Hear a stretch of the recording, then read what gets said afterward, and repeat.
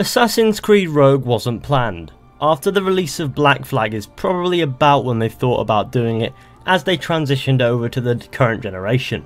As a result of this poor planning, you can clearly tell that there are some plot holes in Assassin's Creed Rogue that cause it to be a bit of a plot hole itself. So in this video we are going to be taking a look at how Assassin's Creed Rogue is a plot hole. Now this is just how it is. I'm not doing this to hate on the game or to unjustly criticise the game, because I actually quite enjoyed Assassin's Creed Rogue. But I cannot deny the fact that certain things that happen within Assassin's Creed Rogue are a bit hard to explain in the overall canon of Assassin's Creed. And there's really one major thing that makes the events of Assassin's Creed Rogue seem a bit as if they shouldn't have happened, like a bit of an anomaly. But stick around and we'll soon get into that. But first of all, you should definitely all go ahead and follow me on Twitter, I'd appreciate that. So now that's out the way, let's get into the video. First of all, I'd like to talk about a lesser plot hole that one might easily dismiss. That is of course Kesegawase being an assassin, because according to the Assassin's Creed 3 database, Connor is referred to as the first Native American assassin, but this guy is poddling around before Connor. Arguably a simple mistake made by Sean Hastings. However, considering that the assassins were using the Animus and they were sort of hacking into the Abstergo servers and whatnot for information and so on and so forth, you'd think they'd know about Shay's story at least a little bit. But at the end of Assassin's Creed Rogue, it does appear as if that is not the case, and it appears as if the Templars are first exploring Shay's memories in Assassin's Creed Rogue, and thus the point sort of dissolves a little bit. But without having to think too much, on the surface this does look like a continuity hiccup. And that's exactly what it is, because Ubisoft probably didn't plan for this sort of hiccup, this debate there to be a thing, because obviously they thought originally that Connor would be the first Native American assassin. Cool little fact to throw in the database, and then they thought, oh shit, Assassin's Creed Rogue, let's make it like this and let's not remember what we said in Assassin's Creed 3's database, and as a result we've got this guy who either shouldn't be an assassin or Sean Hastings was wrong. I'll accept that Sean Hastings was wrong and that works, but come on, that wasn't really well thought out by the developers, was it? Now this is just an example of one of the many plot hiccups in Assassin's Creed Rogue, but let's stop stalling and let's get on to the big piece of bit in it. And that is, surprisingly, Haytham Kenway's presence in the story. So if you didn't know, there's actually a canon novel called Assassin's Creed Forsaken, which is an amazing read, go ahead and pick it up, which documents Haytham's life. It's basically a journal of Haytham's life, which documents even the most secret parts of it, the most secret Templar stuff.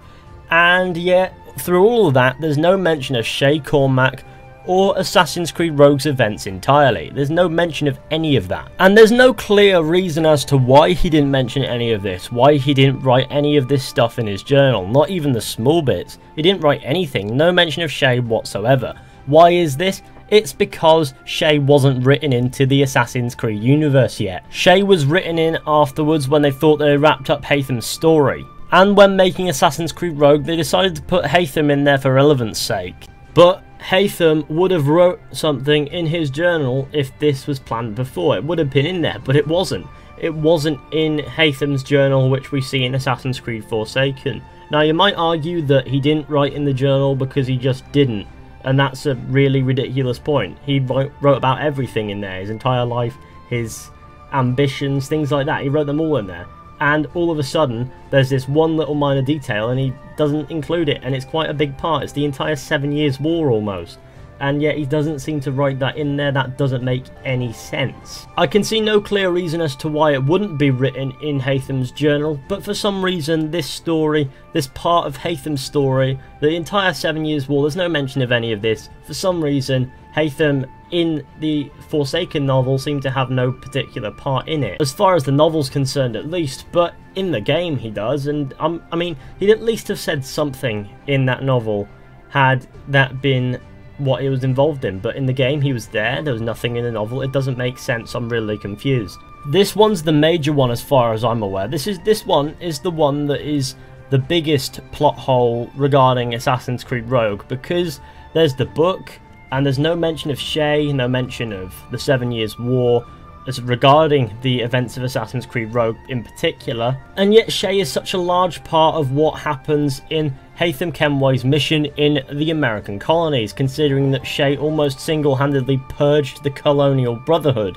The events of Rogue are just a little bit too major for Haytham to just simply ignore, yet for some reason in Forsaken he does that. It's almost as if, in as far as the novel is concerned, Assassin's Creed Rogue didn't happen, or at least the events didn't. It's actually kind of funny considering that Ubisoft has somehow managed to both underwrite and overwrite Haytham's character. Because the book managed to complete his story along with the game, and that was Ubisoft and the author Oliver Bowden, they did that, and then they decided to add more to it with Assassin's Creed Rogue, but it doesn't fit.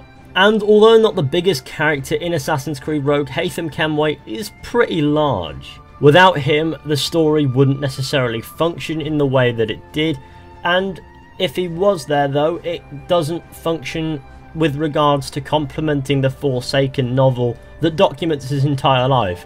He helps kill his father's best friend almost. He would have documented this, but he didn't, and there's no clear reason as to why. But like I said before, I'll tell you the real reason. The real reason is because Assassin's Creed Rogue was never really intended to happen. It wasn't on Ubisoft's plan from the start, or from about Assassin's Creed 3. It wasn't on the plan. It wasn't on the plan until they realised that they had to port the game over fully to the current generation, and they thought, let's make a game for the last generation just to keep everybody happy and comfortable in this transition period. But they didn't consider what they could do, and instead went with this story that caused this hiccup with Haytham's character because they decided to throw him in. And although not a plot hole within the games and just the games, but if you read the book, and it is quite a good book and it documents Haytham's life, it does seem a bit out of place, is what I'm trying to say.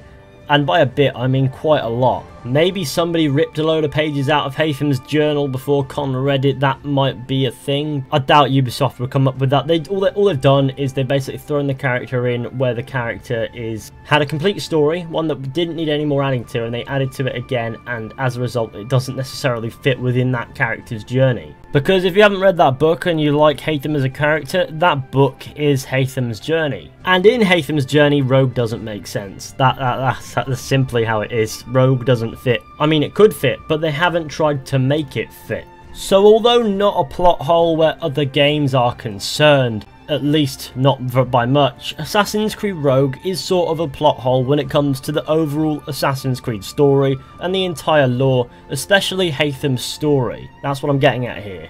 But please do let me know what you think down in the comments. But thanks for watching, hope you enjoyed. Be sure to go ahead, leave a like, subscribe, share, comment, and I'll see you all in the next one with another video at some point.